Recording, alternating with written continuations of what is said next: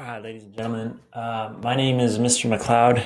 I'm your child's teacher this year for AVID Excel. We're going to be teaching AVID Excel in um, 7th and 8th grade levels. So sorry, let me get back to the front. So first, I just want to say thank you and welcome. I know it's definitely a different way of doing school this year.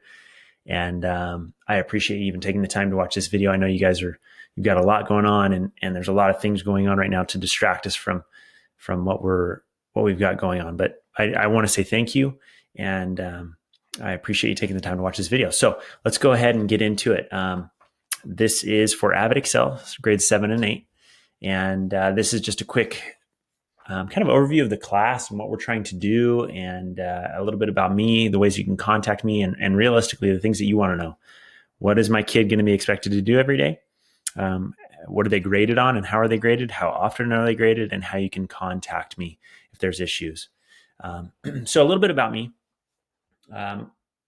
This is my 10th year of teaching. I was born and raised in Riverside, and I grew up through the Riverside school system. I went to Tomas Rivera Elementary, Amelia Earhart Middle School, and then Martin Luther King High School. I graduated in 2006, and then I went to CBU, California Baptist University, where I got my bachelor's degree in history and my master's degree in teaching. And I also got my teaching credential there as well. So done a lot of schooling, done different jobs in the past, but mostly right here in Riverside. I have a family. You can see this picture of my wife and two little boys. We try to spend as much time outdoors as we can, and we're learning through this distance learning thing as well, because I have a preschooler and a first grader. So it is interesting, but I'm here to help you guys out in anything I can. My contact info is right here. My email address is dmcleod@riversideunified.org. And that's going to be the best way to get a hold of me. I can get back to you probably the fastest through email. Okay. So what is this class? What is AVID Excel? AVID Excel is a program to help our students to gain as much language acquisition as possible. And so what does that mean? That means we're just trying to teach kids how to use language in an academic setting, how to use the English language in an academic setting. So really what we're going to be focusing on is teaching kids how to read and write better in an academic setting. We're going to be focusing on how to understand academic language. A lot of what we're going to be doing is reading.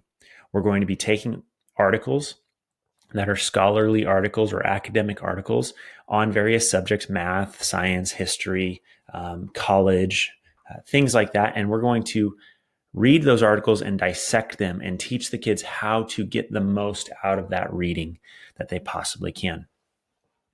We're going to break down vocabulary. We're going to break down sentence structure. We're going to help them to discuss and debate those articles and the positions that are made in those articles.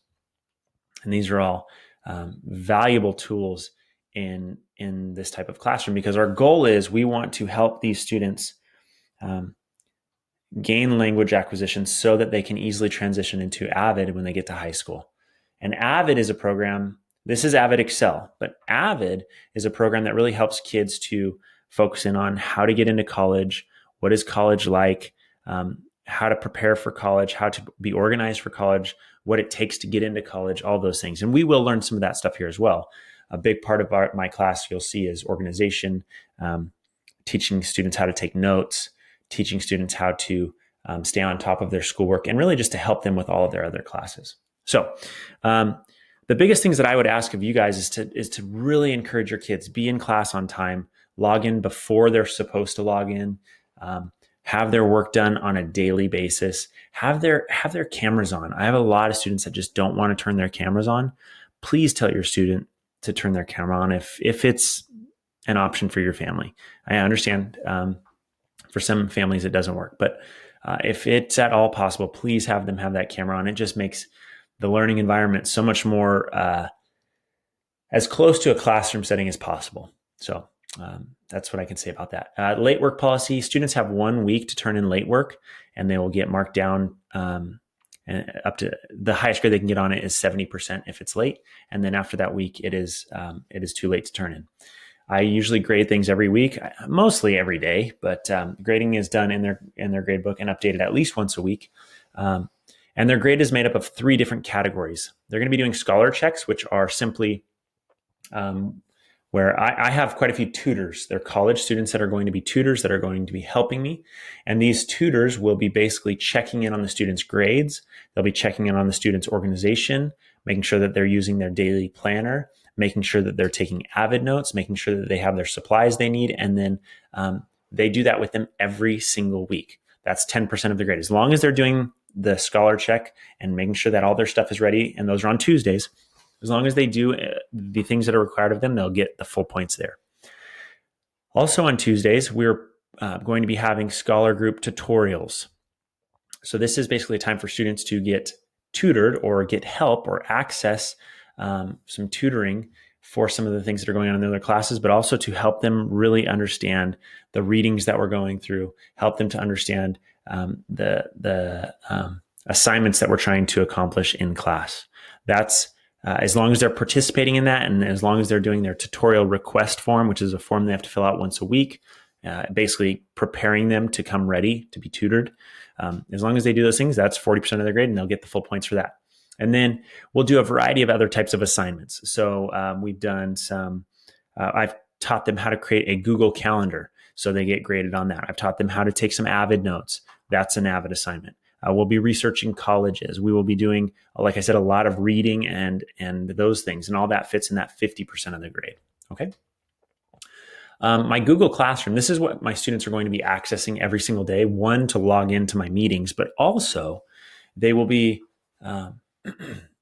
they'll be using this to find their classwork. So for example, I try to organize this by each week. So you can see right here, this was August 31st through September 4th. And these were the assignments that I had done up to that point. So I will record every single class session, and it'll be put in the class recordings for that week.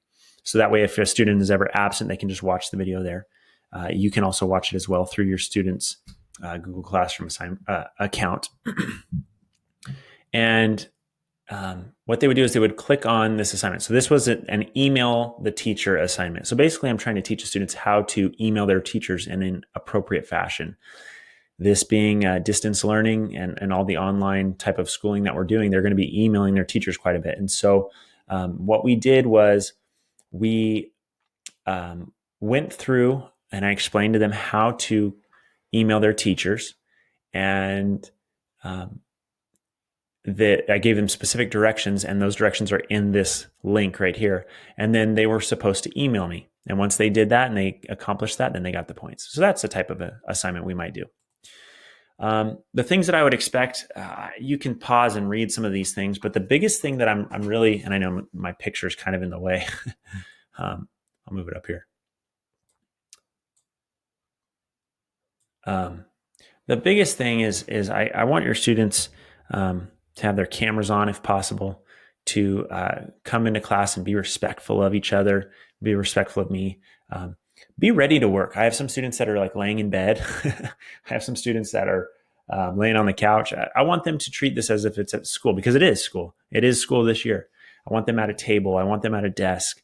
I want them to be on topic. I don't want them to be talking to other people. I mean, I understand that we're at home and there's family stuff, and I get that. That's totally acceptable. But sometimes I see students that are kind of just having conversations with people almost the entire class, and I try to correct that.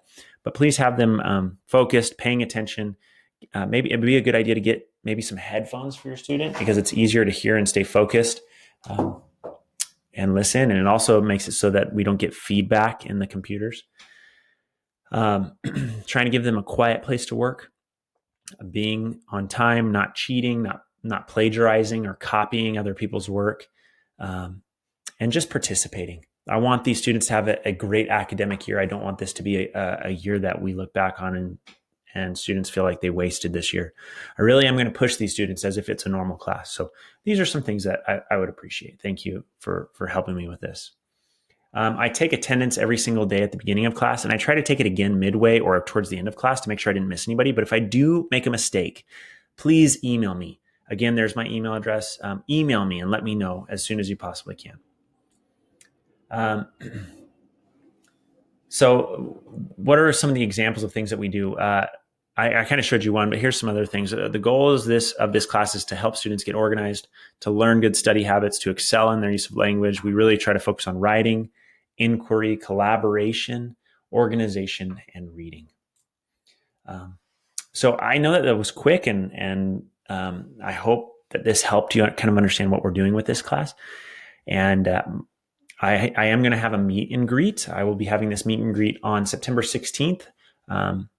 And it's going to be from 6 to 6:45 p.m. It's basically going to be a time where you can come and ask questions that might pertain to the entire class. If you have specific questions regarding your student, please email me. That's not really what this time is for, but it's more of me just kind of getting a time to introduce myself to you guys and explain a little bit about me. And it should only last about 5 minutes. If you can't make it, I totally understand. But if you'd like to, the way that you access this meeting is going to be through your student's Google Classroom. There will be a link under the Back to School Night meet and greet. All right. The link will be up on the day of September 16th. Thank you. And again, if you need to contact me, always feel free to reach out. For any reason, please know that I'm here to help you guys out. And if there's anything I can do, don't hesitate to ask. Okay, there's my email address again, and we hope you guys have a good rest of your day.